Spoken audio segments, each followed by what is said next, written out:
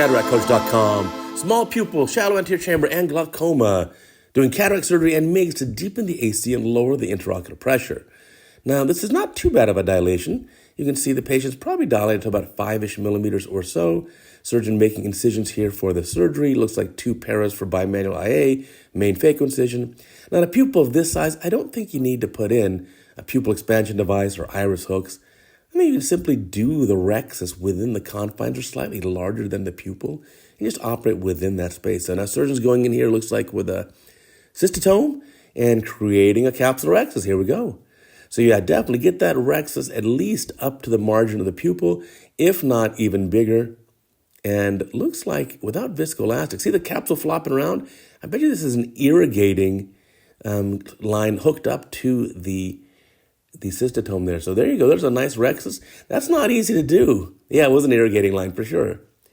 And now let's see some hydrodissection going on. When are we going to get the viscoelastic? And let's find out. So a little more maybe BSS, maybe anesthetic, maybe lidocaine. Let's see what's going on next. So nucleus removal, again, you can just chop within the confines of this. You can even do your stop and chop in the bag if you'd like.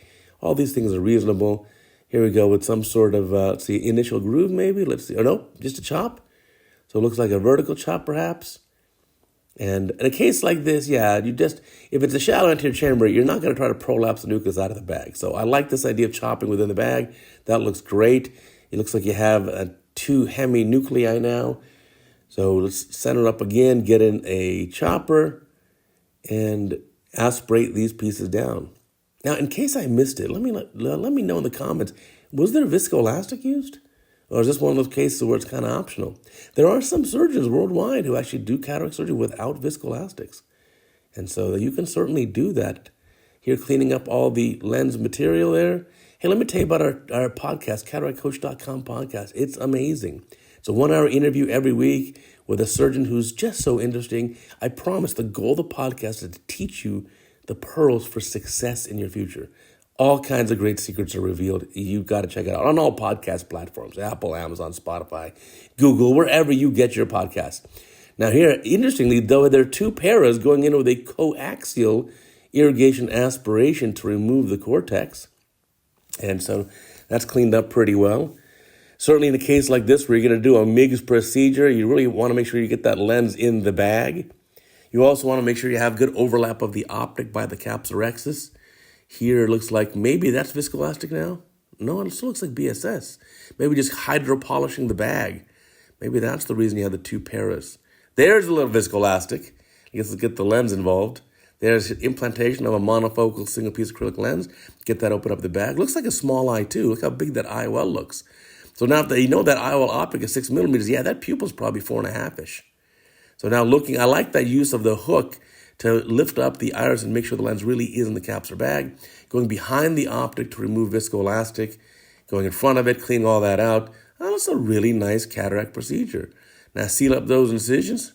And now the question is to do the MIGS procedure. Are you going to still sit here superiorly and then do it opposite you inferiorly? Or are you going to change positions? Now, I'm watching the video for the first time with you. That's the fun of it. So there's some viscoelastic now, looks like. And now start changing the scope position. Okay, so that's our answer. So it looks like our surgeon here now is operating temporally for the MIGS procedure. We saw at the end there just opened up that second paracentesis a little bit. And so there we go. There's some viscoelastic to get a good match of the gonio prism on top of the cornea. And there's a really nice view of the angle. And now going in, and let's see, looks like an iStent device or something similar. And then placing one device, there's one, and there's another. And this patient can have a really nice outcome. So yeah, you can do this through that smaller paracentesis. Just, I like the idea of slightly enlarging it to give you a little more wiggle room. And now maybe going back to superior and take out the viscoelastic and seal up the incisions, call this a day. Beautiful case. Patient's obviously going to be very happy. You get an IOP lowering effect from your MIGS procedure. You get an IOP lowering effect from the pseudophakia, and that also opens up the angle of the eye, and of course also treats the patient's high degree of hyperopia, as well as, maybe even astigmatism if you place your incisions on the CEEP axis. So very cool procedure. Hey, check out our teaching website, CataractCoach.com. So much great material. You really owe it to yourself. Hey, follow me on Instagram.